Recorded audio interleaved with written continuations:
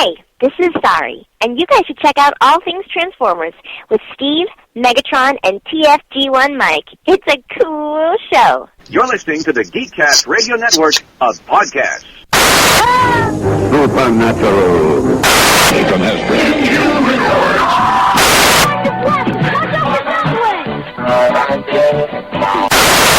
From Brave Star. Maybe it was a Manglore. It's Castle Grayskull. Tune in next week for a much better episode. For now, though, courage. Hello and welcome to the 51st episode of ToyCast, sponsored by BigBadToyStore.com, where you can save from 20 to 90% on over 1,000 items. I am your host, TFG1 Mike, and joining me is Pecan Court Michael. Hello. Hey, how's it going? It's going. How are you? I'm hanging in there. Yeah. Like that kitten on a branch, kind of with that sad face, like, Oh, so Yamo? Oh, God, Yamo? No, that's like a 20-pound cat. Yamo would plummet to the ground. This is like on the poster with the cute little kitten going, hanging in there. Yamo would be one dead cat. It's just too big. Poor Yamo. Yeah, he's a tubby bitch. Wow. Well, I hear that all the time, where it's like, man, your cat's so big, and it's not like he's fat. He's still kind of graceful. It's just he's just a big cat. Mm-hmm. And we ended up with like 3 big cats. Shawai is tubby, but the Sook and Yamo, they're still graceful. They're not 40-pound heifers. Oh, boy. I've seen pictures like that online, and I keep thinking it's photoshopped. I mean, honestly, who has a cat as big as a German Shepherd? That's just wrong. It's like, hey, kitty, want a diet? Your ass is getting a diet.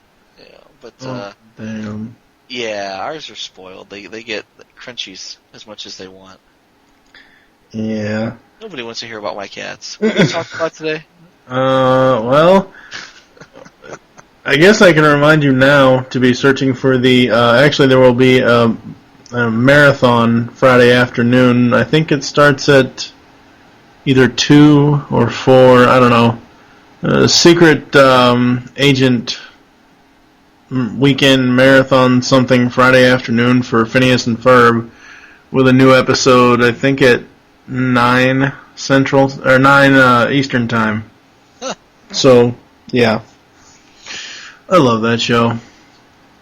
I'll have to catch that. The only reason why you and I have not done the Geekcast radio episode of that yet is because I don't have the themes, and I'm wanting to just buy them through iTunes, because I have complete my album on the actual albums that they released, the soundtrack albums they released, and you can only get the theme songs. It's an album-only purchase. You can't buy it as a direct individual download, which sucks, so we'll get to that eventually. Okay. What else you been up to? Not much. I'm, opening some of my Transformers. Finally, after 2 years? Well, no, actually some of the more recent ones. In fact, I was going to talk about Dive Bomb today. And I was so intrigued by him that I wanted to open Ransack, both from the movie line. They're the biplanes. Mm-hmm. And I mean, I kind of love them and hate them both, but I'll get into that later. But the fact is, I'm looking at some of these and I'm like, wow, I just want to play with them, And it's sad too, because I'm also thinking, where the hell am I going to put these? I have a growing number of open Transformers on my desk, and I know that the boy is going to grab one of them and smash them. But I'm thinking, what the hell am I going to do with these? I'm not sure. I'm going to have to make room on the shelves so I can lock them away. Or you're just going to have new shelves built and put somewhere in your office. Oh my god, yeah. I was actually thinking that, on one wall I've got the Mosaic poster for Optimus Prime signed by Peter Cullen, and I've got another Mosaic poster it's not signed, but of Megatron. Mm-hmm. And I was actually thinking of taking those down and putting shelves up there, just floating shelves on the wall, so I'd have more room for more Transformers. But on the one hand, the pile of stuff, unopened boxes, is already well up in front of Optimus Prime, so I can barely even see that poster anymore, and I'm not sure how much that would really buy me. Why don't you just storage space? Why don't I would? I was gonna say, why don't you just put the one you don't know what the hell you're going to do with, the ones you don't want to open on friggin' eBay and make, some money back. Well, that would go against my completionist nature. I know, but you don't have room to be a completionist anymore, and unless Chrissy is gonna let you expand into another room of the house, which I seriously doubt. Oh no. You're going to have to make a compromise somewhere. Yeah. And I had thought that maybe I would, sell off some of my stuff. I mean, like the Star Wars stuff. I opened one of them. And I'm really not that big on the line, to be honest. It's the Star Wars crossover. No. But you can't sell them to save your own life. And then there was the Toys R Us reissues, which I own most of. Well, I told you before on those. Make me a list, show me some pictures, and I'll, pick and choose, and I'll buy those from you. I don't care. Too lazy to do that. Yeah, I got a buttload of knockoff stuff. I don't do knockoffs. You know that. Well, what I'm saying is not so much for you in particular, but what I'm saying is, I can't sell this stuff. It's like I bought it because it's like, hey, it's Transformers, I want to buy it, I want to own it, and now that I do, I don't have room for it, and even if I wanted to get rid of it, I couldn't sell it. I mean, I could, but in most cases I probably wouldn't be breaking even, and I don't want to sell stuff at a loss. I'd rather just store it here. Yeah. Yeah, it doesn't make. I mean, to be honest, I would give it to my kids and let them destroy it before I'd sell it for a loss. That just doesn't make any sense to me. Mm-hmm. So, I mean, and watching them destroy Transformers breaks my heart. There's a hound, a Legends class hound somewhere in my house with no arms, and I'm glad that I don't know where it is because it's hurtful to look at. Yeah. I shouldn't really say that. I've got a bunch of Transformers in my room that are on the floor, scattered around, that are missing arms and heads and things that I let the boys play with. Mm-hmm. And I think I told you this before, but it's stuff that I got in eBay lots that, for one reason or another just didn't come complete. Mm-hmm. But I wasn't really looking for that particular toy. It was other stuff in the lot that I wanted, and that was just like bonus, but it was broken, so I just put them on the floor. And the kids come in and they, bash them together and they drive the cars around. And, I've got like a movie Jazz here with no head, but I keep him in car mode, so Aiden will come in and buzz him around on the floor, and it gives him something to do so that he's not, attacking my other toys that aren't broken. Yes. Yeah, so, I mean, I don't know. Anyway, back to digress. I could get rid of stuff that isn't really that important to me, but I would have a hard time selling it, just because again I don't want to take a loss on anything. Well, you could always try trading. I could. What I might do. I know that there's a lot of people who show up at BotCon to trade. Yeah. And I might put some feelers out on TFW 2005 and see if anybody's interested in these items, and what I have and what I might like to have. But, I could honestly, the stuff that I want is so rare and obscure. Yeah. Like the occasional Target Master or Headmaster or two that I still don't have. Mm-hmm. And it's like. Good luck. Yeah. Trading exactly. Stuff that, relatively new stuff that nobody wants for a Target Master. Yeah, it's just not going to happen. Yeah. So I don't know. I mean, yeah, we'll see. I'll put some feelers out there online, and see if anybody wants to trade, or give me credit toward a trade or something.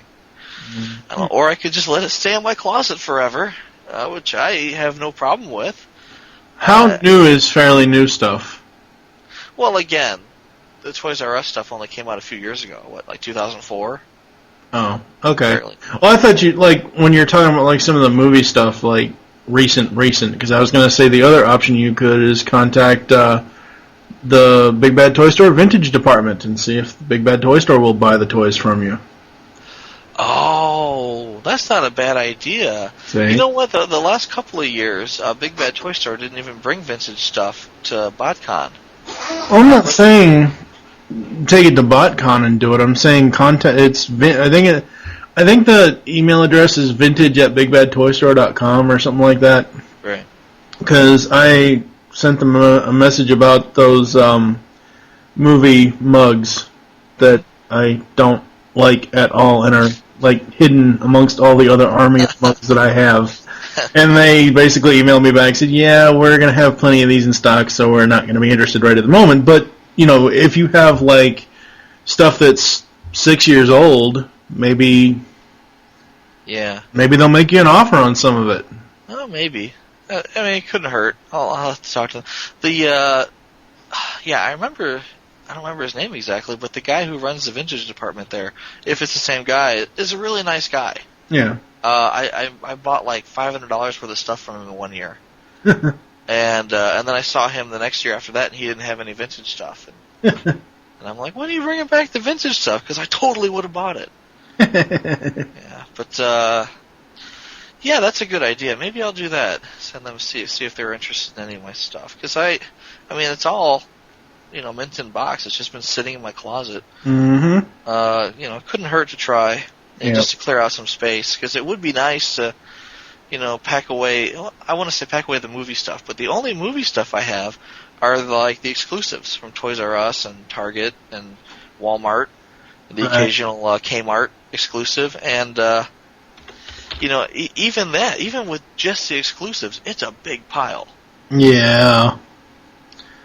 Well, like you said, you're a completionist, so. I don't know if I was a completionist. I'd own all the movie stuff. Well, true. And yet, it's like I really like buying repaints. The movie toys here, the Scout class. I just bought Sonar, and he's a black and blue repaint of Death Charge. Mm-hmm. He's a boat, which is cool. You don't get nearly enough boats in this line, and. I'm surprised you haven't gotten Sea Spray yet. Yeah, I don't want to tangent too far off, but I'm not sure if I'm going to get Sea Spray. So, I don't know. I'm not entirely sure. We'll see. But, yeah, so I got both of them. They're from the movie line, but I was, the Scouts I really dig, and I really dig the repaint, so I got them both, and yeah. So, anyway, like I said, just ran out of space to store all this stuff, and, if I could clear out the closet a little bit and make some room, then my wife wouldn't be so hateful toward me. I shouldn't say she's hateful. She's very supportive of my hobby, but when she walks in my room, and I've got a 6 foot tall, 3 foot wide pile of, literally boxes of Transformers, she just kind of shakes her head and says, "What the hell, man? What are you gonna do with all? Why do you buy all these?" I don't know. It's a sickness. There's something wrong with me. Very, very wrong with me. So, anyway, what's new with you? Well, we Lupus and I just finished recording episode 4 of Secret Origins. Sweet. So that's in the can. We were supposed to be, of course, by the time this episode goes up, we will have rectified this issue. We were supposed to record Beast Unleashed episode 6 this evening, but one of the hosts that I pretty much told him this is the show that he has to be available for every time we record it. Yes. And he's not available, so that's all I'm going to say about it. I'm not going to go into great detail, so we will get to that at some point next week or whatever. Of course, like I said, this episode of ToyCast won't be up until middle, maybe late April. Yeah, well, in his defense, we were recording a week early. So, I mean, technically... But in my own defense, I asked you guys a month in advance saying, do you guys want to do this back to back? And you both said it shouldn't be a problem. So in my own defense, it wasn't like I sprang it on him 24 hours beforehand. Right. So... I understand. I see both sides. You know, like an omniscient arbiter. Yeah. Yeah, that might be stretching it a little bit, but yeah, no, I understand what the deal is. Yeah, we're not really going to get into it, so... I don't think it's a big deal. Let's just wait till next week and do it. We're not going to get into it, so... other than that, I finished recording episode 4 of Secret Origins podcast, where we talked about the episodes Legends, Night of Shadows, and Metamorphosis. Yeah, you said that. No, I didn't say the episodes. You didn't? No. Ah, okay. Anyway, let's see, I've been doing the Nerd News stuff every week, and yes, I do pimp out all of our upcoming or latest released episodes. You better. I do. I want to see those subscription numbers climb. Yeah, right. You know what I want to see subscription numbers climb on? This podcast, so I can contact BBTS and get store credit for them for telling, for using them, pimping them out on this show. Doesn't that have to be like... Because if we hit 1,000 subscribers on this, I can start getting store credit. Oh, 1,000? Yes. That's a lot. Well... That's a lot. You're going to have to, kick in the marketing mode to do that. Yeah, I know. Yeah. Well, to be honest, when I go to BotCon, I'm going to be pimping them out all to hell. Cool. There's, every time there's a Hasbro presentation, you end up with some person.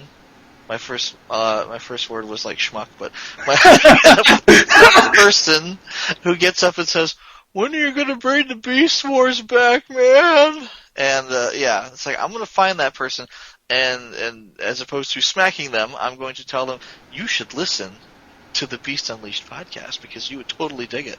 That would be right up your alley, man. Yeah. Yeah. I'm sure there's a lot more people. There's a lot of people who really dig that. Yeah, well, I was doing some pimping a little bit earlier.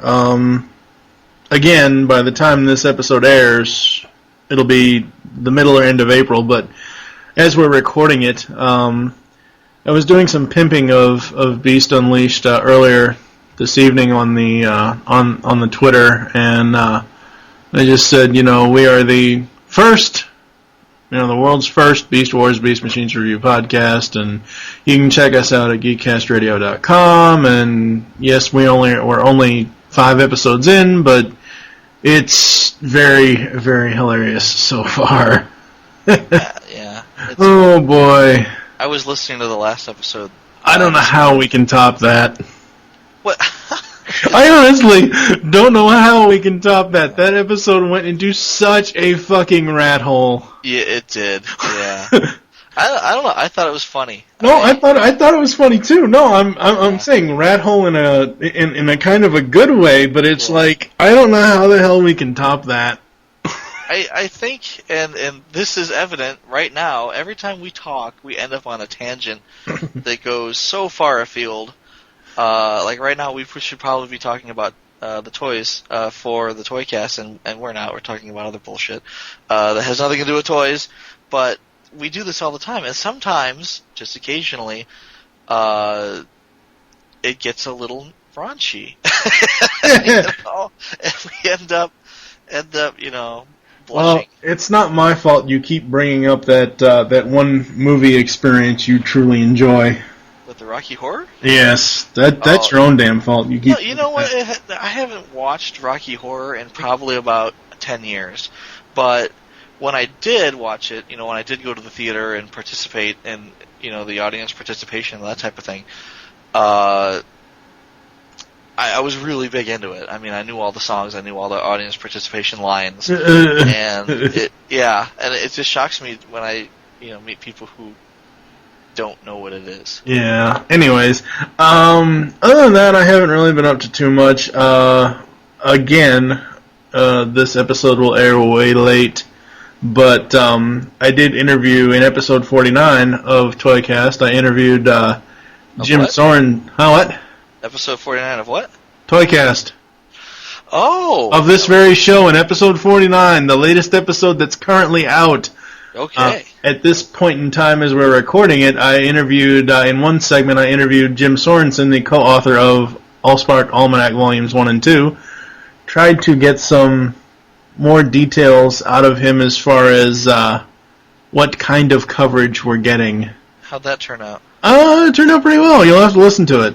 Well. How'd the audio? Is it like, David K. audio, or is it... No, it's not David K. audio. It's more of... in the beginning, it's more of David Y's audio, where it kind of was a little wonky where he was echoing, but then it cleared up. But for some strain, I'm going to have to really figure out how to do volume stuff on this, because, I don't know, maybe I just need to get a headset and not have the audio come through my speakers, because sometimes, like when I'm talking to you, or when I'm talking to Lupus or Steve or whatever, it comes out fine.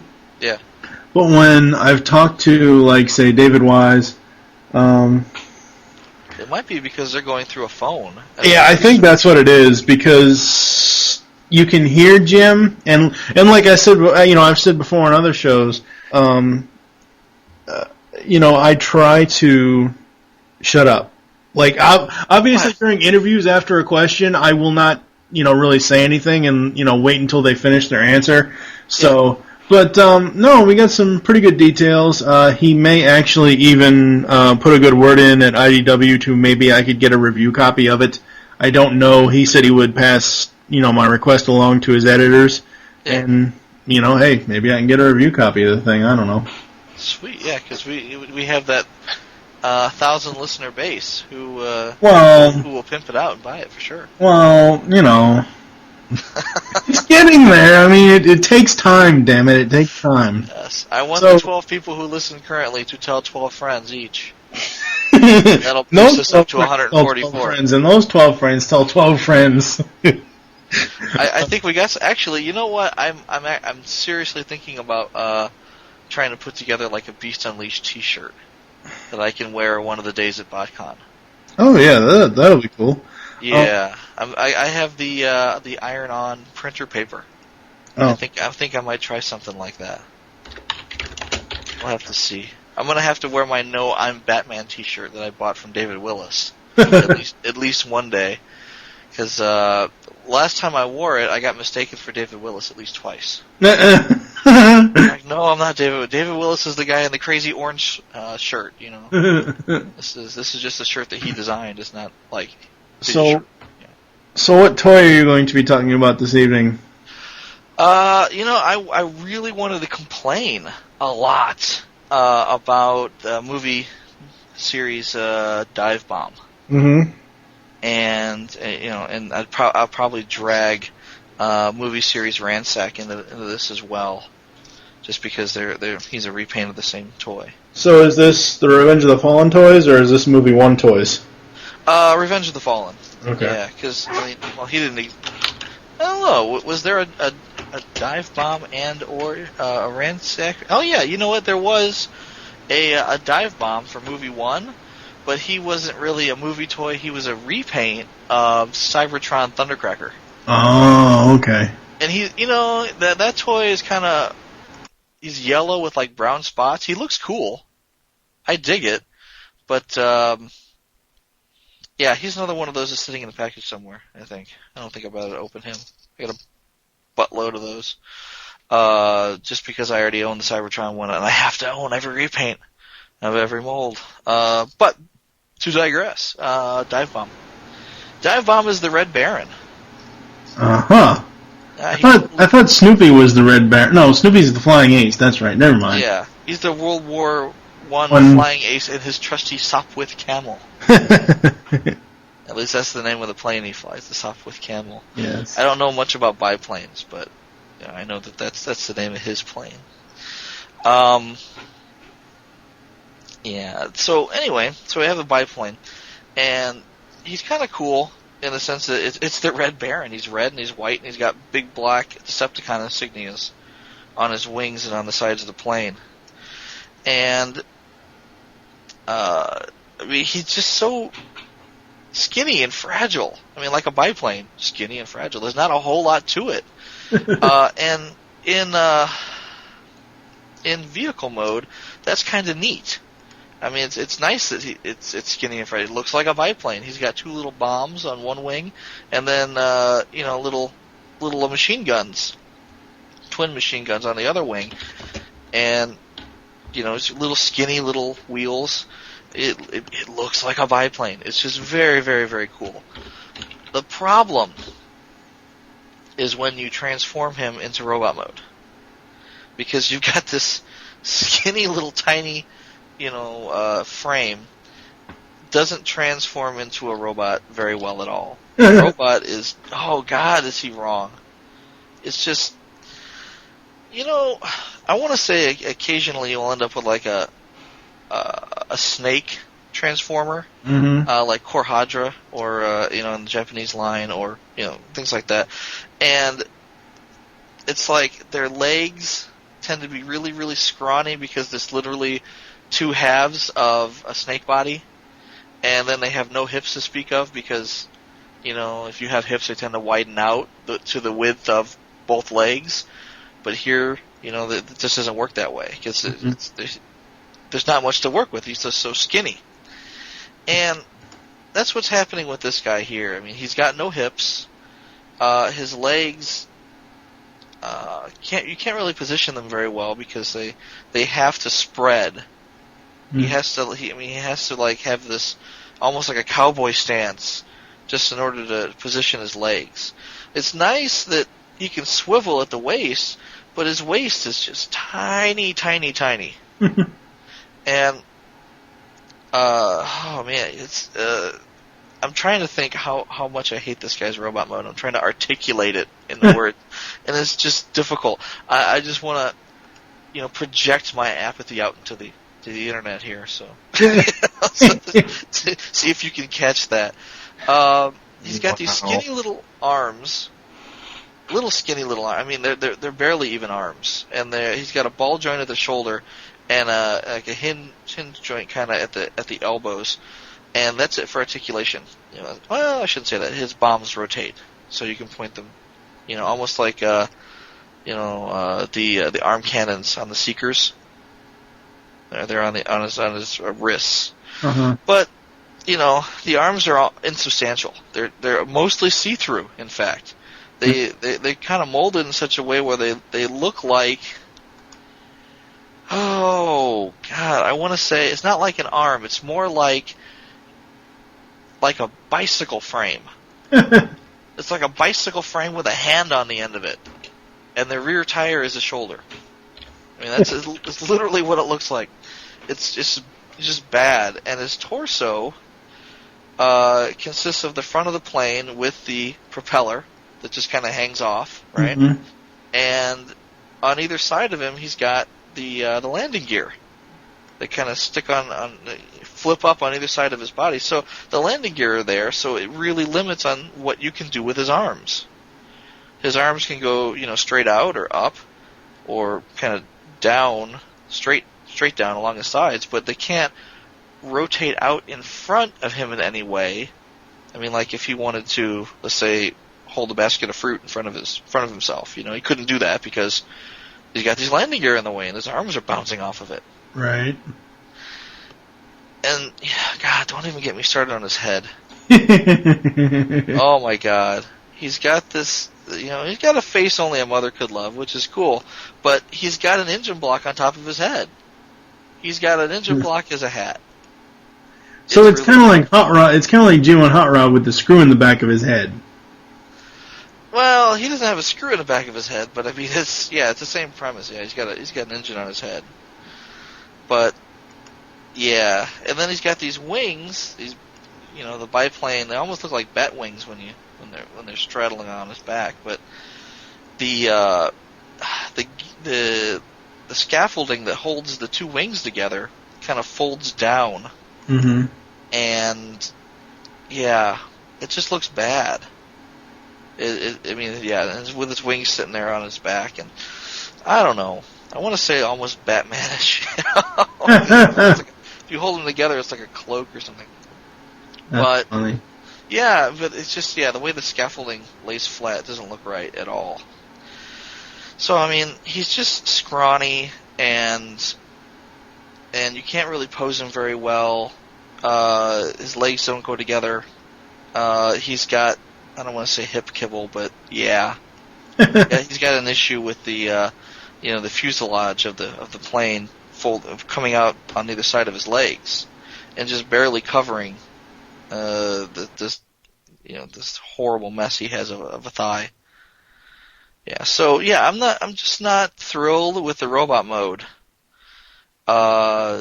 If he was, a little more substantial, if he could hide his kibble a little bit better, I might like him a little bit more, but his vehicle mode would suffer for that. So it's really, really cool that they made they made a biplane, but it's, I can see why they didn't make one previously. It's because there's not a whole hell of a lot you can do with a robot mode in that case. Again, I dig that he's red and white, but that's pretty much all the paint app he's got. Well, I shouldn't say that. He's got some gray bits, like his propeller and the top of his head are gray. But yeah, for the most part, he's just black and white. Now, the original biplane Ransack has, arguably a nicer color scheme in that he's got more paint apps. He's got like some striping on the fuselage. He's more of a burgundy and gold look. But whereas with Dive Bomb, it's just red and white. Here he's got some burgundy, he's got some gold. His wings are a different color. It's more of a papyrus. His Insecticon, his Decepticon insignias are a little more stylized. But he's Ransack. How the hell do you get Insecticon out of Decepticon insignias? Because he's Ransack. He's a deluxe Insecticon. Well, well, if he was G1, he would be. Yeah. Anyway, yeah. So yeah, forget I said that. His Decepticon insignias are a little more stylized in that they're kind of shooting for that Iron Cross look, almost like he was a German biplane, where the insignias have like these tines coming out of the sides, and it's a cool look. It looks nice. Somebody put some thought into it. So to a certain extent, I dig the color scheme for Ransack better. I bought Dive Bomb. I opened Dive Bomb, which I don't normally do with these guys primarily because he's the Red Baron and he's really cool looking. But then when I really started to compare Ransack to Dive Bomb, I was like, I think I like Ransack's colors better. I think he looks cooler. But oh god, and don't even get me started on getting him out of the package. Oh, so you had a Blitzwing moment like I did you? Well, to a certain extent, Blitzwing at least has some heft to him. He's, he was in a box. Sure. And the worst, you pull him out and he's got twist ties, but this guy, he's in his bubble, right? He's in a bubble, packs, card with a card back. So you pull the bubble off the card, or I do, because I threw the bubbles away, but you pull the bubble out, and inside are the twist ties.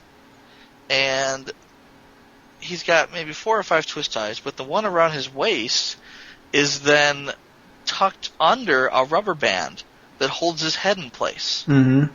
So now I've got to figure out how to, I've got to get this rubber band off.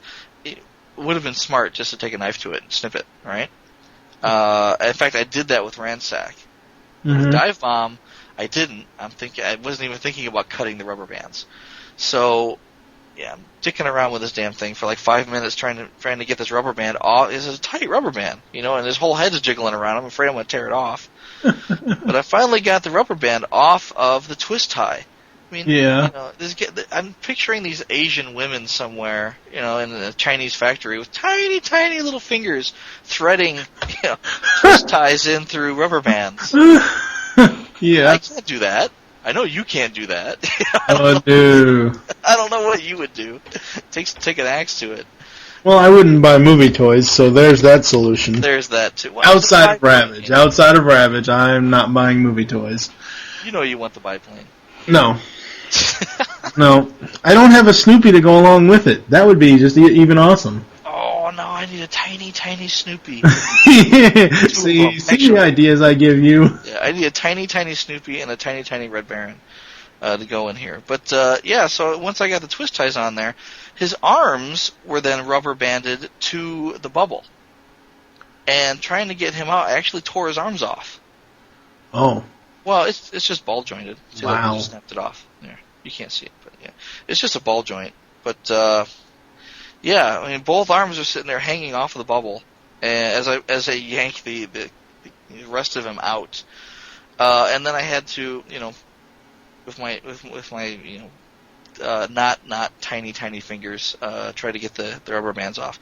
Now with Ransack, I just pulled out the knife, snickety-snicked, and cut off the rubber bands. So he came right out, and I didn't have to snap his arms off in the process. Oh. But yeah, that was frustrating. I'm sure it was. Yeah. Yeah. Twist ties wrapped up in rubber bands. It's like a new level of evil. It's kind of like mini-cons. See, I still like the mini-cons. But no, I mean, the mini-cons weren't soul-crushing, when you they were to me. Especially when they teamed up with Kicker. Oh, don't even get me started. Oh, come on. Kicker! That has to be outside. You can say whatever you want to say about G1, G2, whatever, voice acting. I mean, a lot of it's great.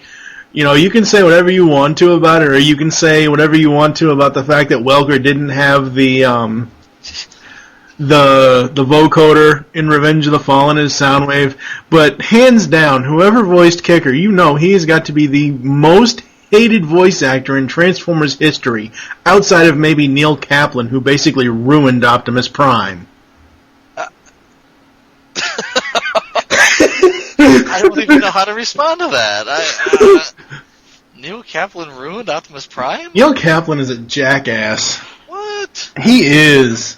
It wasn't Cullen, and it wasn't our buddy Gary, but, it wasn't an awful rendition of Prime. Well, alright, if you go back... If anything, I think K ruined Megatron. Wow, that's blasphemy. Well, no, because K was awesome in the Beast Wars series, and then he turned around and tweaked Megatron for Robots in Disguise, which is where Kaplan did. Oh, okay. Okay. All right. So, if you listen to K doing Megatron and RID, it doesn't sound. It sounds awful. First of all, the writing was horrible. And Megatron wasn't nearly as intelligent or articulate as he was in Beast Wars. Well, we can't fault K for writing. K had nothing to work with. Yeah. But, you can't fault him for the writing, but at the same time, it's like, oh, man, this doesn't sound like G1 Megatron, which you probably should have leaned toward. It didn't sound like Beast Wars Megatron. It's still K, but it's not Megatron. The problem I have with Kaplan, actually the real reason why I have an issue with him is because I forget which season volume set it is, but the Rhino DVDs, the G1 DVD, they gave him a fucking interview and they did not give Peter Cullen an interview on the original Rhino sets. Really? They gave RID fucking Neil Kaplan a piece to speak about how he quote-unquote reinvented Optimus Prime and tried to get it as close to Cullen as possible as far as being this cowboy type. And I'm like, you dumb fucking bastard. And I've heard from other people I've heard from other people that have tried to schedule him for conventions that he wanted he basically pulled a Leonard Nimoy. He wanted like $45 for an autograph and another $55 for a picture and all this and all that crap. Geez. Yeah, Neil Kaplan is a jackass. I don't know what he's done outside of RID, but to be honest, I liked the RID line. I loved the toys. I thought the cartoon was hilarious. Skybite is really one of my favorite personalities in all of Transformerdom. See, I'm gonna have to go back and watch RID because I haven't. I liked it a lot, and plus that was the resurgence of the Combaticons. And they actually had personalities, and I mean it was very, very cool. Come on now, Swindle had a personality in G1. Yeah, but 1 out of 5 dentists recommend this toothpaste. And that was yeah, and that was the first Scourge, who is now almost a cliche. First Scourge? Yeah, the black and teal Prime repaint. Oh, you mean the toy? No, the first character, Scourge. No. The U.S. version of RID was the first black repaint of Prime named Scourge. Oh, okay. Not the first character named Scourge, because of course there's G1 Scourge. That's what I was going to... I was like, what the hell is about? Now, every time you have a Prime, you end up with a black repaint who's got teal highlights. Right. RID Scourge was the first one. Okay. That's what I'm saying. And I forget what his name was in Japan. It might have been like Black Convoy or something. Yeah, I think that's my only issue with Nemesis Prime, is the teal on him. I don't like that. Oh, well, again, that's the Scourge thing. I know. I think other Nemesis Primes, other one, I'm trying to remember which one it was, but I think it was like for their Armada when they went with the Nemesis. They went with like a black and brown and shied away from the teal, but just once. And after that, it was always teal. I like the black and teal. I think it looks sharp. Do I like it every damn time? Well, no, but, every damn time they're going to repaint Prime white and call him Ultra Magnus, and I don't mind that. I'm a repaint whore, so... I cannot stand that. What? Anyway, that's... I like the white... I should say the white Prime Ultra Magnuses. Now, the only reason why I would like a white Prime, we would need a red Rodimus. A red Rodimus? Uh-huh. Just think, G1, red Rodimus versus white Prime. Yeah. Okay. Uh-huh. Uh-huh. They have a red Rodimus. Return of Optimus Prime with the hate plague. I know the hate plague. I get it. Yeah. It was just a lame episode. Anything else to say about Dive Bomb or Ransack or... Are we getting back to him again? Yeah. Well, it's up to you. If you don't have anything else to say about him, I can. Honestly, I think I'm good for him. I would say that, on second look at him, he's got a lot of nice molded detail. The wings, and I don't know the exact word for it, but the wings look like balsa wood wrapped in canvas. Just like they did on biplanes in the World War I era. The flaps that help you gain lift or and again, I'm not a pilot. I don't know these terms, but the struts, the flaps, on the wings, they're molded in there. Right. On the rear wings, there's a lot of detail. On the engine, on the front of the biplane, there's a lot of molded in detail. It's just a very sharp toy. He looks really nice, and he's got a little cockpit there. And I bet if I could find one small enough, I could put a little Snoopy inside. I need like a Diaclone driver size Snoopy. And and without any legs, just a torso, a little Diaclone torso Snoopy that would fit in there. That would just kick so much ass. Wow. No, seriously, I would dig it. Yeah, I was the one that gave you the idea for it, so. Yeah, if they can have, in Japan, if Takara can come up with a Mickey Mouse driving an Optimus Prime, then I can have a Snoopy driving a Sopwith Camel. What would a Mickey Mouse turning into an Optimus Prime look like? Probably about the same as the Mickey Mouse, wouldn't it? Without the ears? Or with the ears and with a faceplate. Yeah, the ears would come down. As opposed to stick up. You'd have the droopy ears and the they still have the same nose roughly. You could tweak the shape of the head, make it a little more bulbous, and wow, it'd make a good Snoopy. I would import a Snoopy that turned into an Optimus Prime. I'm just not that big in the Mickey Mouse. Aiden would dig that, but I'm not me. I'm not a big fan of Disney properties. But, Snoopy, I dig all things Snoopy. It's a good thing you have people that are going to be carting your kids around at Disney World for you while you're at BotCon, because you don't dig Disney, yet you're going to Florida. Yeah. I know you personally are going to Florida for BotCon. Yeah. But I know, the father side of you is going to be with your wife and to be with your kids and to be at Disney, but yet you don't like Disney. Well, this will be my third trip to Disney. I've been there a couple of times. I generally when I go for business conferences. Right. And I'll just happen to have my wife and my boy with me. And this time I'll have my wife and my two boys with me. Mm-hmm. Chrissy's mom and her little sister are going to come with us too, to corral the boys. Cool. To help with the child rearing while we're, wandering around Disney World. But this time, instead of being at a business conference, I'm just going to be at BotCon. Yeah. And it'll cut a little bit into, stuff that I'm doing there, but not so much. Yeah. Well, technically, you could count BotCon as a business conference. Well, if we had 1,000 subscribers and there was actually money involved, maybe. Yeah, true.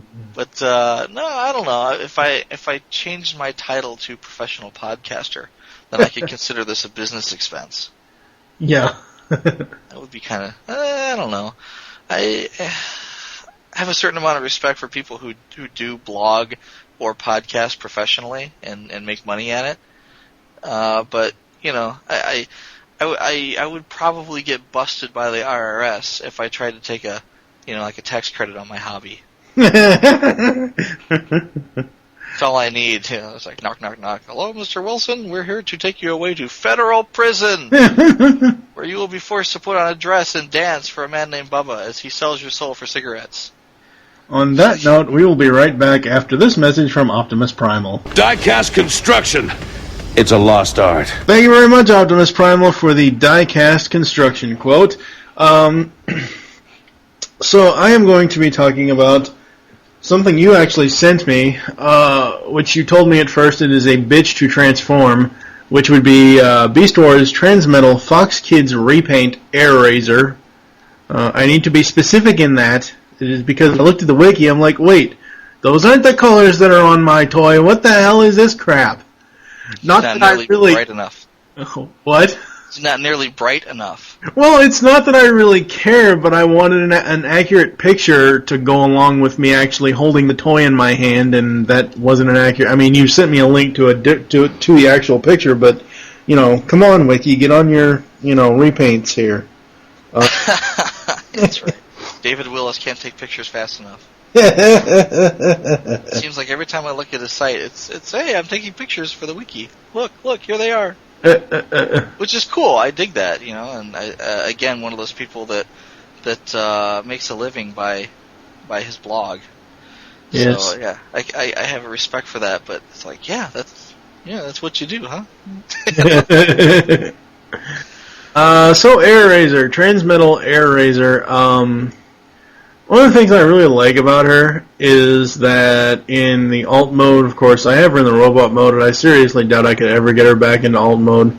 Of course, she's just going to go back into the box of mismatched, untransformable Star Wars Transformer things that I have. She's not hard. That's not hard to transform. See, now, the one that I said was hard to transform was that damn Millennium Falcon. Oh, no, yeah.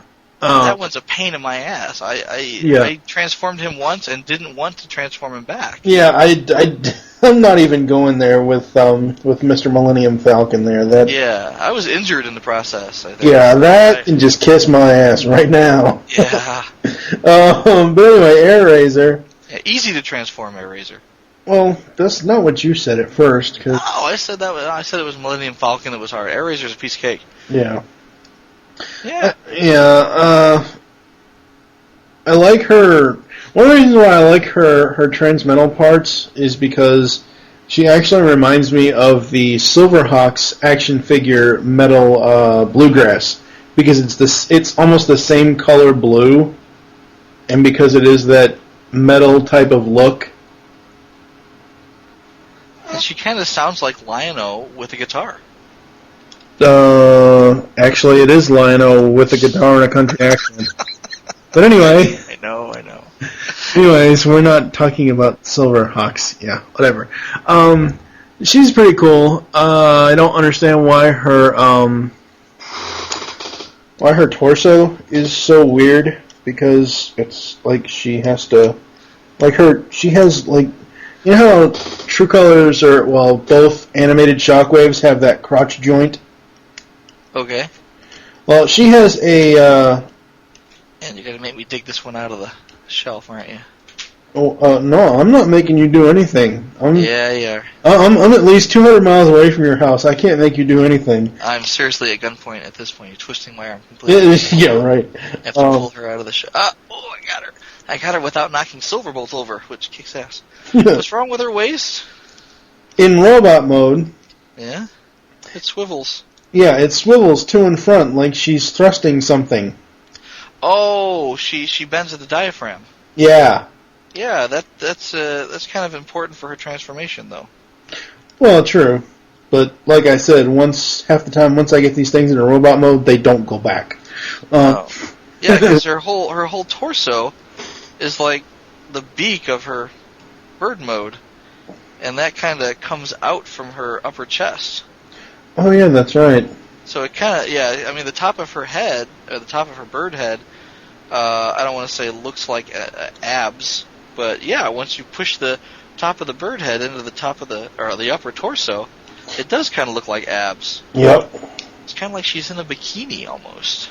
Yeah, why the hell does she have two different colored tits? One is a transorganic tit or something. One's silver, and the other one is the same color, orange. As right. But she's I don't know. It's a bionic tit.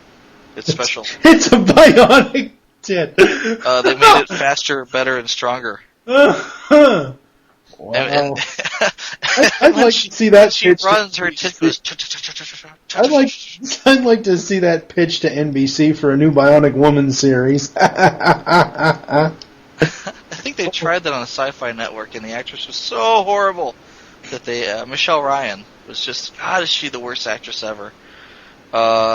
She looked really good though, being bionic. Yes. God, Michelle Ryan can't act. It's horrible. Yeah. So Air Razor. Yeah, she's pretty cool. I kind of don't like the fact that she doesn't have a face. Yeah, I don't like that either. You could pretty much substitute her bird head for her actual head. Yeah, kinda. I mean, well, it's like they make it a point of saying, yes, she's feminine, she has heels and breasts, but what kind of face is that? It's like it's the face of a golem. She's gonna peck at you. Yeah. She's got like a beak almost. I don't know. On the cartoon, she's a little more feminine looking. She has a mouth and a nose. Yeah. Okay, that's true. She could have used a little bit better voice actor, though, I think. think so? I don't know. She's a little stiff? I'll have to rewatch Trigger and when we redo Beast Unleashed episodes, or not redo it, when we get to Cover it. the ones where she's Yeah. really turned into... What really surprised me about her, because again, once you sent her to me, and after I transformed her into robot mode, I just threw her back in the box with the rest of the stuff that you sent to me. I don't actually have her displayed anywhere, so... Huh. I don't know what it was. It was like, okay, it took me about 20 minutes to transform her. I was like, okay, I'm done with this now. But when I pulled her out this evening, Yeah. Broken now. no, she's not broken now. I found that she has elbow joints, and I didn't know that earlier. Oh, yeah. No, she's well articulated. She's Yes. got ball joints at the shoulder and the elbows, and Yep. she's got claws that fit over her hands. I don't like that, though. They're like ninja weapons that double as feet. Yeah, they don't fit over her hands. No, not really. Maybe they do. Oh, wait. I don't. No, they don't, because the hand just broke off. Man! Yeah, the hand just broke off with the claw still attached, Watch so out for that. they don't fit on her. They don't fit over her hands like a weapon is supposed to. No. Well, yeah. It's kind of implied. Yeah, it's kind of implied. Plus, I'm just realizing now that I have those pretty much twisted the wrong way anyways. Which, She's doing the pelvic thrust. no, that would be her bird head inside her stomach. Pelvic thrust. Alright. Okay, then. Well, if you're not familiar with the song, then... No, I don't think so. But anyway, yeah, her bird mode is really, really cool, especially the fact that it shows off all the Transmetal stuff, obviously. Actually, what surprised me was that her actual name is on the actual toy. Yeah, they did that with the Transmetals. Well, Yeah. you'd said off air when you were searching for the pictures for the Fox Kids repaint. You said that it should have two R's. Well, apparently it doesn't because. No, it doesn't. Yeah. I was just saying, I spell it. Yeah, it's two R's. Yeah. I would put, if it's like air, Razor. Yeah, whereas here it's Eraser. Yeah, it's all one word. It's a razor. It's a pimp named Slipback. It's one word. I have to say the whole thing. Oh, damn. Slickback. Yeah, she's okay. I think this is kind of where they found the heels for animated Starscream in the cartoon, because they kind of look the same even though they're different colors. I don't know, I just don't think that... Oh, okay, well, she's on the floor now, so I'm done talking about her. Dumb hoe can't stand up correctly. Oh. She's drunk. There she goes. Yeah, she was playing the ToyCast drinking game too long. Mm-hmm. Take a drink. Mike doesn't know. Hey, I haven't said that a lot this episode. So. No, you haven't. I think you're doing it just to spite me. Damn right. I could say, I don't know, and you would have to take like 6 shots all at once, and we would get your ass drunk on this show. And that would just be irresponsible of you. Because episode 60. For episode 60, I'm just saying, episode 60 is 9 episodes away. We're getting you drunk on episode 60. Oh, God. Yeah. Where's the fun in that? Oh, I'm sure it'll be plenty of fun, because you'll say a whole bunch of crap that you don't want aired.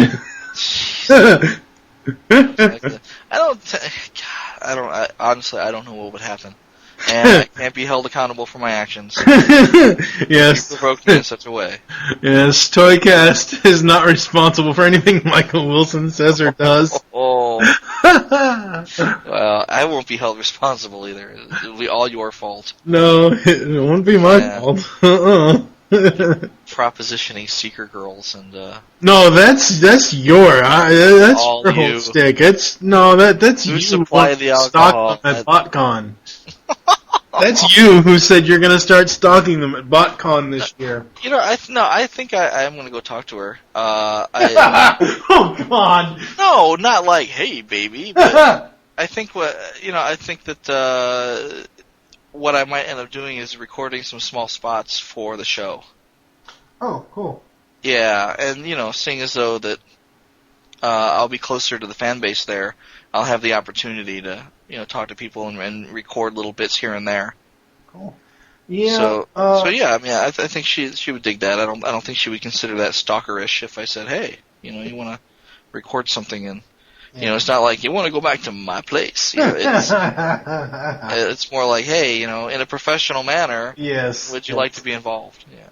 Yeah, I know what you're going for there, but still, anyway. It only looks a little creepy when the old guy is talking to the 19-year-old girl dressed up as Starscream, right? Yeah, pretty much. Just a little creepy. Yeah.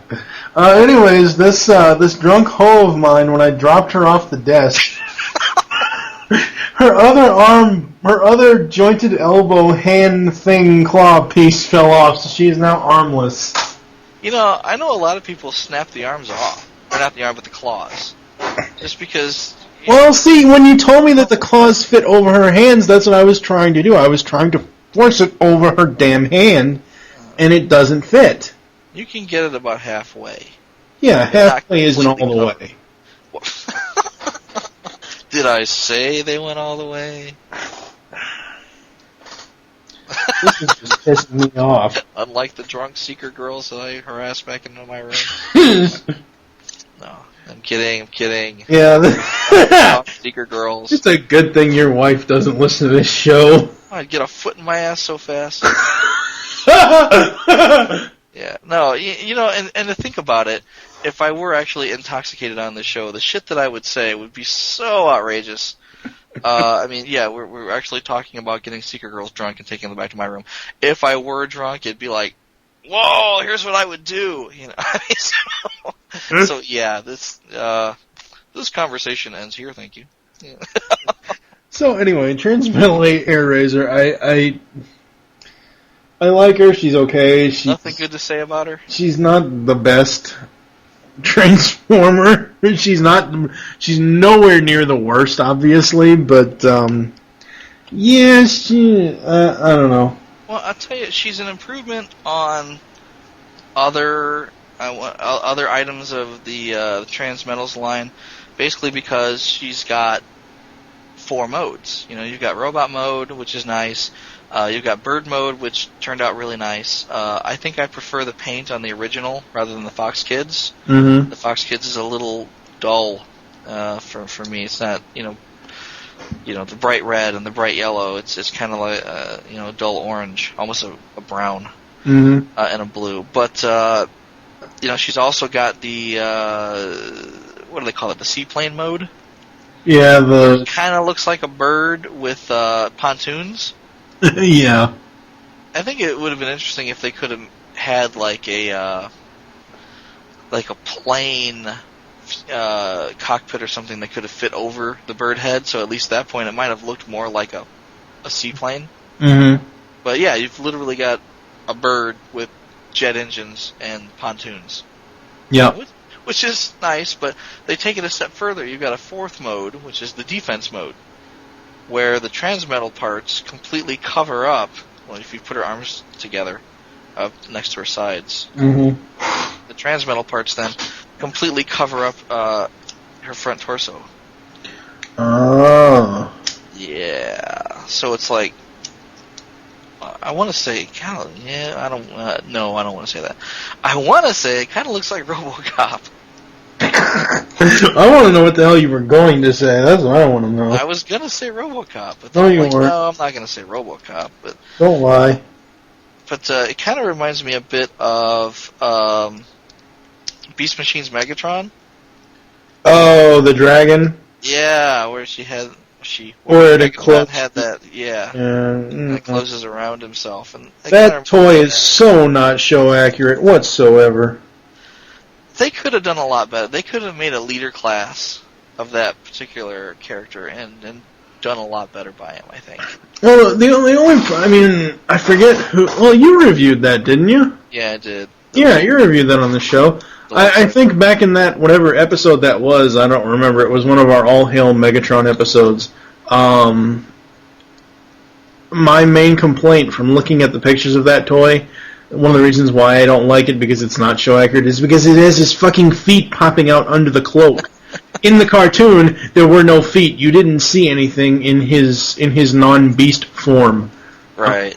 But, you know, I understand, obviously, toy etiquette, you have to... There's only so much you can do with a toy that size. Yeah, exactly. Right. So, anyway. Yeah. Do we have anything else we want to talk about? I don't know. Have you seen the War for Cybertron stuff? The new stuff? I saw, was it Gog Dog did an interview with them? Seth Buzzard, I think. Seth Buzzard? Yeah, Seth Buzzard that did it. Yeah. One of those TFW guys. And really, it didn't look to me like anything new came out of it. It was, oh yes, we're going to have multiplayer, and they're all going to have 2 weapons and a special ability. Mm-hmm. And I've read that before already. And the thing that I hadn't read before, which bothered me, was the fact that you were going to be fighting in squads of 3. Yeah. And I know in Gears of War, a lot of times you're in a squad of 3, but in multiplayer mode, you're in a squad of 4. Oh. But in that case, the computer is in control. Well, the computer controls characters that don't have a person playing them, but otherwise people can come in and take control of the characters. Well, yeah, that's the same thing in this, where if you're wanting to just do a single, you know, just you yourself playing and you don't have other people to co-op with, the AI takes over. For the Right, but the fact is there's 4 in Gears of War, and it's the same Unreal Engine. Yeah. It's probably the same, you know, game mechanics as Gears of War. Yeah. Actually, I just listened to the latest Radio Free Cybertron, which, of course, by the time, like I said, this episode will be extremely dated, but actually, Jack from T-Formers actually got to sit in on watching someone play part of the game, and they got sound bites from the game. Oh, cool. So, yeah, that's pretty cool. Yeah, I'm looking forward to more video. Yeah, me too.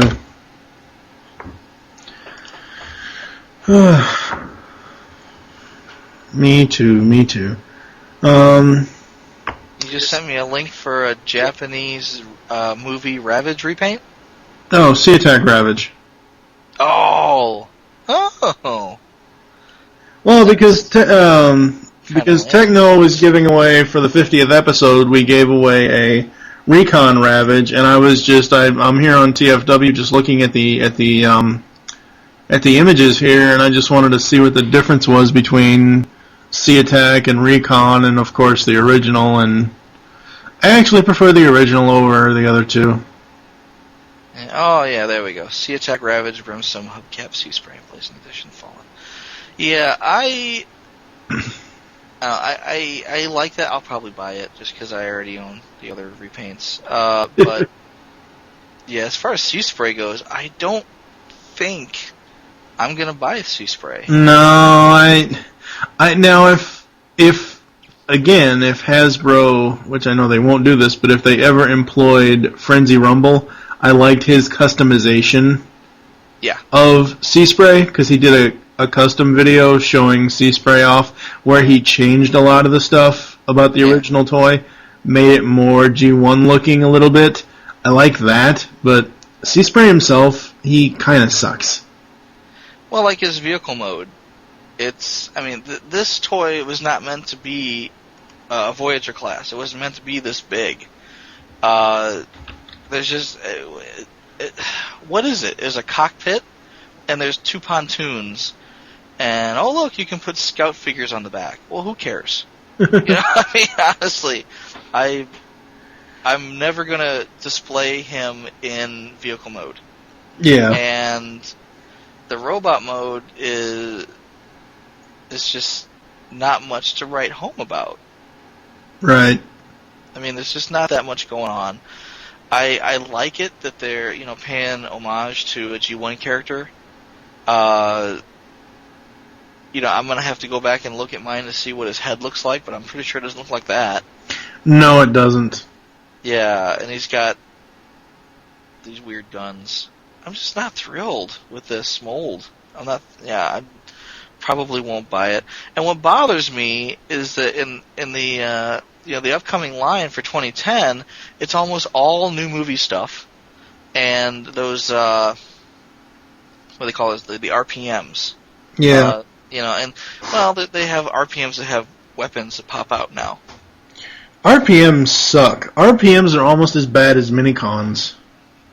Well, no, I mean they're Matchbox cars with robot modes painted on the bottom, and yeah, I can see how that might be nice for some people who like Matchbox cars.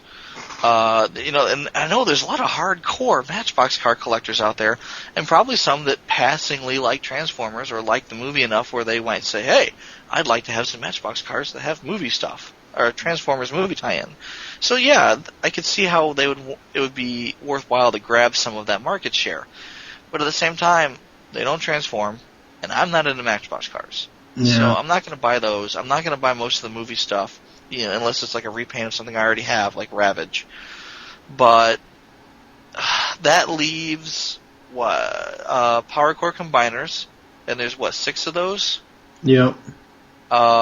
Thereabouts, 6 or 7, and then they have a smattering of the the Classics 3.0 stuff, and that's 4 or 5 toys. Yeah.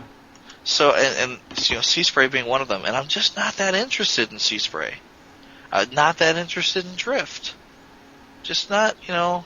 Like I said, Who really gives a crap about Drift? It's like IDW. Don't push your Mary Sue on me. All right, just don't even do it. It's like you can't in the 20-odd years of Transformers mythos, you can't figure out how to take an existing character and make him interesting. You have to, drag your own. So I find that bothersome. It's like, oh, we need a Transformers Wolverine. A guy with swords. I don't like the crossovers whatsoever. I could give a shit less about Star Wars and Marvel Transformers crossovers. I've seen video reviews of these things, and I just don't. The reviewers did an excellent job in reviewing the toy, but I just don't see the appeal.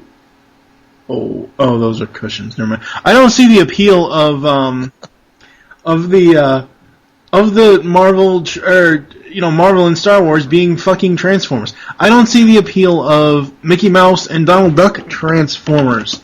I just don't freaking get it. Right. I'm with you. I like Star Wars. I'm a big Star Wars fan. I used to collect Star Wars before I started collecting Transformers. This is a ways back. Back when it was hard to find Star Wars stuff, believe it or not, And I like that line. I was collecting them. After I took Darth Vader out of the package, I said, wow, this is a really crappy Transformer. And after that, just didn't take any more out of the package. And I've got, maybe a dozen of them. And I was just so disappointed in them. And then when they started coming out with the Marvel crossovers, it was like, oh man, more of this. And I kind of like the robot modes a little better, but not so much the vehicle modes. Some cases, maybe some of them. But after the Transformers mess, or the Star Wars Transformers crossover mess, I just don't want to bother with the Marvel crossovers. Yeah. And this is coming from a completionist who wants to own everything. Yeah, well, you don't have room to own everything, to be honest with you. I mean, we've already talked about that in this episode. I know. Yeah, so if I had the the Marvel ones, I'd probably just get rid of them or something. Who wants some Marvel crossovers? Well, apparently nobody, because they're clogging the shelves. So no, I'm not a big fan of the crossovers either. But yeah, that was something else they had at Toy Fair. So, of all the things they had at Toy Fair for 2010, there's maybe, a dozen, 15 maybe items that I really want to own. That's I'm pickings for me. Well, I'm sure that once Hasbro gets to BotCon, we're going to see more stuff. obviously. Yeah. Hopefully by BotCon they will announce what their SDCC exclusive Mighty Mug will be, because I'm praying that it's Rodimus. I'm just hoping against hope that it's Rodimus, because I know the Wave 4 figures are Ironhide and Prowl. I will text you as soon as I find out. Yeah, you bastard. But, it just... I don't know. I sent you a couple of links just now. One is for the Tony Stark arc reactor replica. That's pretty cool. Granted, it's $125 on BigBadToyStore.com. That still looks cool. It's a very expensive hubcap. Under glass. I'm just not all that interested. No, I know that. I mean, it's not something... It's one of those things where, this is cool, but I will never, ever own it. And then the other one I sent you was... At first, I thought these things were hats, but they're Mario Brothers 14-inch cushions. Would you have bought one if it were a hat? Probably. I could totally see you with like a mustache and a Mario hat. If they weren't $25, I would buy them anyway as cushions, but... Well, they're $25, I'm not, something like that, no. Now, this is a very simple design. There's somebody out there who is sewing their own right now. Well, yeah, it's...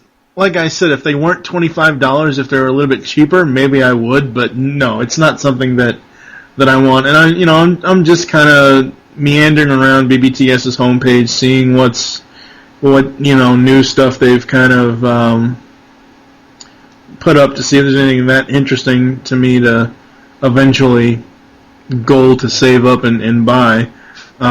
They have something on here, which I'm not a Doctor Who fan. I don't have anything against Doctor Who at all. It's not a series that I've gotten into. It's one of those sci-fi things. Well, crap, that makes no damn sense. What? No, instead of hitting the copy button, I hit the cut button and it cut the link out of the damn browser. But here is Doctor Who clothing on BBTS.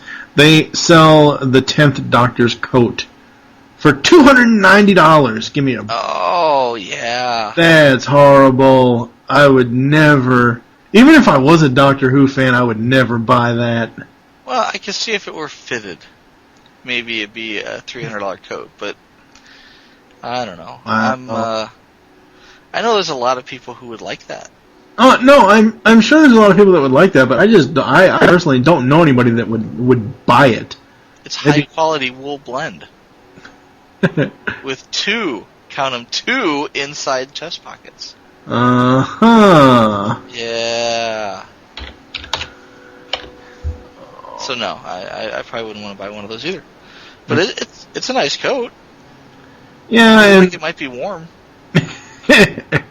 And again, you have to be, obviously, a Doctor Who fan to actually want to buy it, I guess. Yeah. One of those people who want to look like Doctor Who. All they need is a TARDIS. I've seen... It's funny you would bring that up. I saw pictures online that somebody made themselves an entertainment center that looked like a TARDIS. Oh, and when really? you opened the doors up of the TARDIS, there was his TV. But then, when he wasn't watching TV, you could close the doors and you'd have a TARDIS in his living room. Oh, wow. I'm not sure if that's, badass or ridiculous, but I'm bordering on badass. It's one of those things that Chrissy would never let me have. No. Yeah. You can't have your TV's too big. Yeah, I do have a big-ass TV. It's like 57-inch projection screen. So. Uh-huh. Yeah, I couldn't fit that in the TARDIS. TARDIS, well, the TARDIS is bigger on the inside than it is on the outside. So. Yeah, which that also gives a plug to my buddy Michael David Sims and Dan Tolan's podcast, Bigger on the Inside, where they are reviewing every single episode of Doctor Who ever made. It's bigger on the inside of my pants. Okay, we didn't need that joke. Sorry, it just jumped in there. Yeah, The other obvious one was that's what she said. I didn't want to throw that one out because that was just too damn lame. They have a Doctor Who podcast? Yep. How cool is that? See, I dig Doctor Who. I'm not fanatical like I am, on Transformers.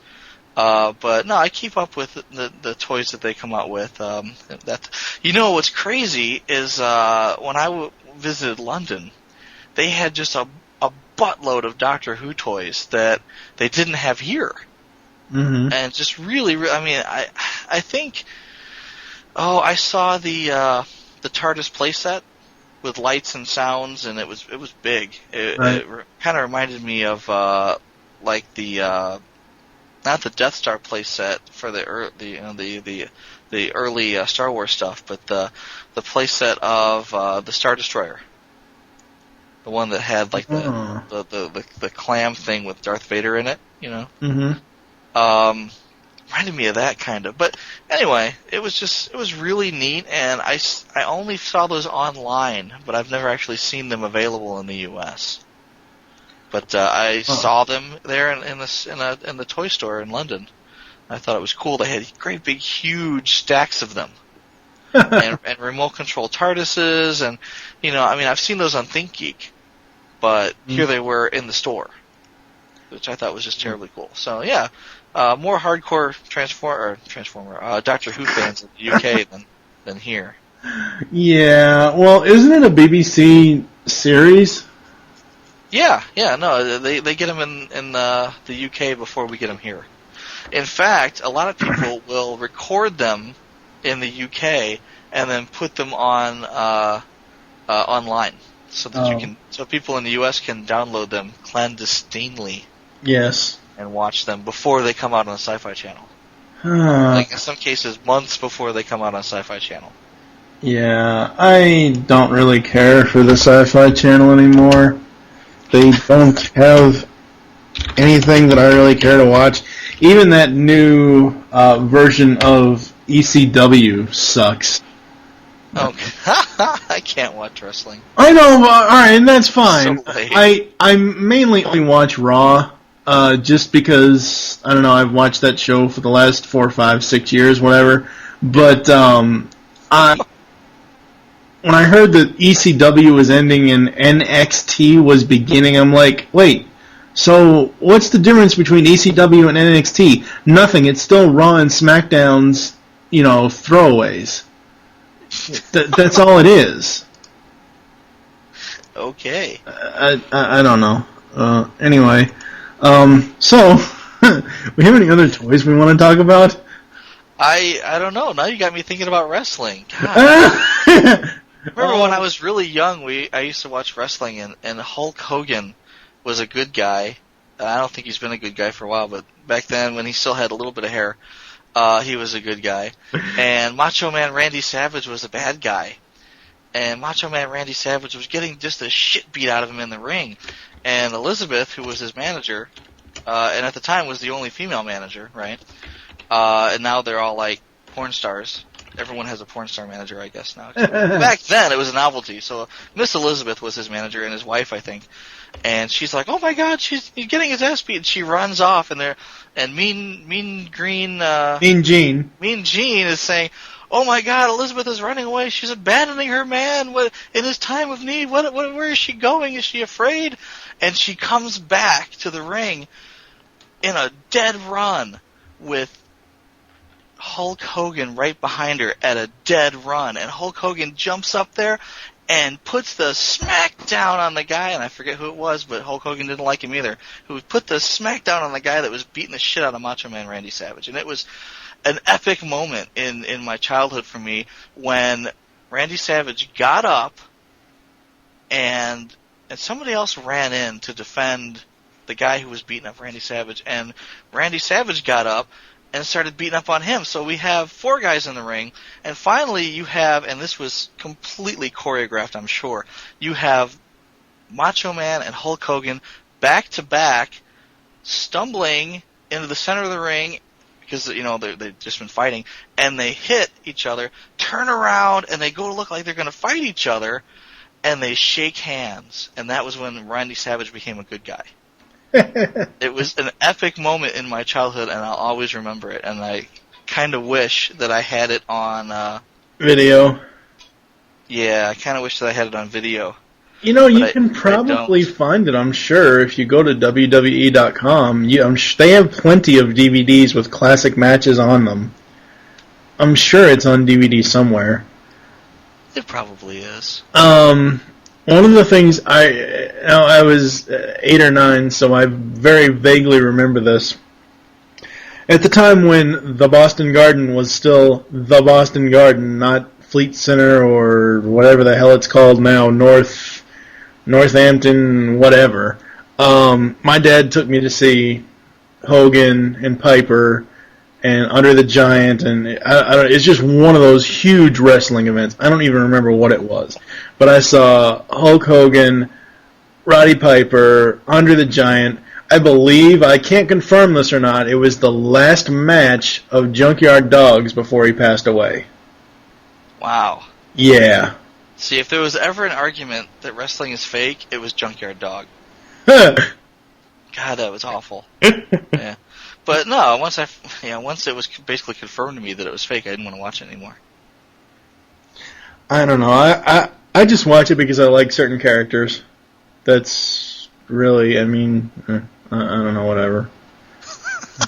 I don't know, whatever. Whatever, I don't know. All right. First of all, how did we end up on this tangent? I don't know. Yeah, but yeah. Why the hell is wrestling on Sci-Fi Channel anyway? That makes no sense. Because Sci-Fi is owned by USA, which is in turn owned by NBC, which is in turn owned by Universal, which is in turn owned by something else probably. So they have no place better to put their wrestling? Nobody wants to watch it? So you got all right. You got Monday Night Raw is on USA. Monday nights 9 to 11.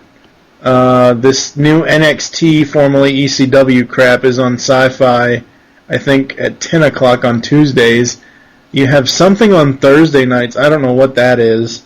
And then you have Friday Night SmackDown on Fridays from 8 to 10, I believe. Or 8 to... I don't know. It's from something or something. I don't know. And that's on the former UPN network. It's on My Network TV or whatever the hell it is now. Yeah, I don't know. I just watch Raw, and that's where I stop. I was watching it all like a year and a half ago, and then there was the time that I decided because financially I couldn't afford cable that I didn't have cable for the better part of a year. So now that I can actually afford it again, I'm starting to watch more TV stuff and probably better off without it. Well, I couldn't watch Phineas and Ferb if I didn't, so... Oh, yeah, well, yeah, okay, I'll buy that, yeah. Well, I could watch it on YouTube, but that's not the same. I don't know, I mean, you can probably find it on... take a drink. You can probably find it on Hulu. Yeah, probably. I don't know if it's my computer or what the deal is, but whether it's free or whether it's paid, the only service that I can actually get, like, online video to play correctly is Amazon when you rent, like, instant movies on Amazon. I've tried Hulu because I tried catching up with 24 because I missed the season premiere because it was obviously when I still didn't have cable at the time. So I tried watching it, and it skipped like a motherfucker. I don't know if it's my computer or what the deal is, but it just would not play correctly at all on my machine. So yeah, I don't have anything against Hulu, but no. Well, I don't know. I don't watch TV online very often. I usually just watch it on TV. On TV, yeah. That's the same thing with me. But I mean, if I didn't have cable, that would be my go-to. Yeah. Because, I know Hulu had like Battlestar Galactica, and that was like my favorite show at the time. Mm-hmm. Well, when Hulu first became popular, that was what was on. That was my favorite show. Right. Yeah. So I don't know. I'm sure there's Phineas on there. Oh, yeah, I'm sure there is too, but I just prefer to watch it on TV. Yeah, it's funny, I actually looked up to see if P&F actually had DVDs yet, and they do, but it's only 2 volumes. Oh, yeah. Yeah, so I'll get them. Gotta buy them by the season. Yeah, I don't know if they'll ever release the season. I'm not sure. Of course, with that epically huge made-for-TV Disney Channel movie coming next year. Typically, the 1 hour long episode. Phineas and Ferb Across the Universe. It has a good premise to it, though. The fact that they find out that Perry is a secret agent and they attempt to help him, that's a, you know, I don't know. It's probably going to be something so different from what we already know. Yeah. I don't know. We'll discuss it further when eventually we get to the Phineas and Ferb episode of GeekCast Radio. That's right, the Phineas and Ferb movie episode. No, not the movie episode, because we'll do Phineas and Ferb way before 2011. Right, but we'll have to do another episode for the movie. Well, true. Yeah. Yeah. Have anything else we want to talk about? I gotta go to bed. I could talk about that for a while, but I'd rather just go to bed. Oh, wow. I'm not actually sure how long this episode's going to be. I'll find out after we go off air, but... Yeah, we're going on 2 hours of record time, and a goodly chunk of that was off air, so... I don't know. Figure it out. An hour and a half, hour 40? Something like that. I don't know. Once you tack on some... Well, the only thing I tack on is the intro, outro music, and I've already spliced in Optimus Primal's die-cast construction quote, so... It's a lost art. Yes, it's very much a lost art. So, thank you for joining us here on ToyCast. There are several ways to get in contact with us and leave feedback for the show. The first is you can stop by GeekCastRadio.com, find all the other podcasts there. Second is you can join our forums, PredicationEmpire.com/Nexus. Third is you can leave the show feedback in iTunes. We now have a voicemail line. Call us and leave us your thoughts on each episode. Be sure to say which show you're leaving the message for and your name. The number is 502-526-5821. You can follow us on Twitter. The show name there is TFToycast. Mine is TFG1Mike. And what is your Twitter? PecanCT Michael. We hope you enjoyed this episode of ToyCast, which you'll join us next time. Be sure to visit our sponsors, BigBadToyStore.com, for all your Transformers, toy, and other related needs. For now, I am TFG1Mike with... Michael Wilson. Say the moral words of Optimus Prime, transform and roll out, and thank you for listening. Until next time. Podcast good. Hey, this is Sari, and you're listening to the GeekCast Radio Network of podcasts. Supernatural. From Hesper.